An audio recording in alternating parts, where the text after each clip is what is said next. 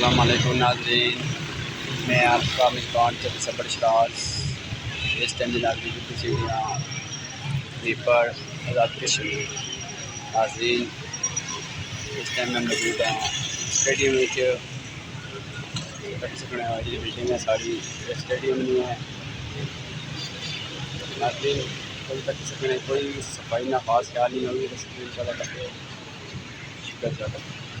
ये मीरपुर नाज़रीन स्टेडियम के अंदर सतक सकने जी बिल्डिंग दित्तियां इतनी ज़्यादा गंदियां सोच तू बाहर है कम।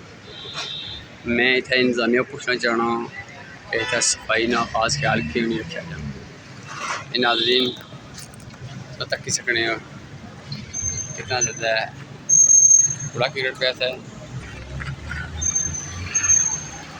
नाज़रीन से नजर ऐसी कूड़ा क्रिकेट कितना ज़्यादा गंदा है जी भी कोशिश करना से कुछ नहीं हो। ये नाज़रीन तक सकने ये हालात है मीरपुर सिटी। नाज़रीन इस टाइम से वीडियो तक वीडियो मीरपुर स्टेडियम नालियाँ बाढ़ मैं लोड भी जानी इस तक सकने हो कितनी ज़्यादा हालत ख़राब है। बहुत ज़्यादा नाज़रीन बदबू थश नहीं है कितना ज़्यादा नाली कचरा पिया है। जिस टाइम बारिश होनी है सारा पानी बाढ़ आ जाना लोग टोटल नहीं होना।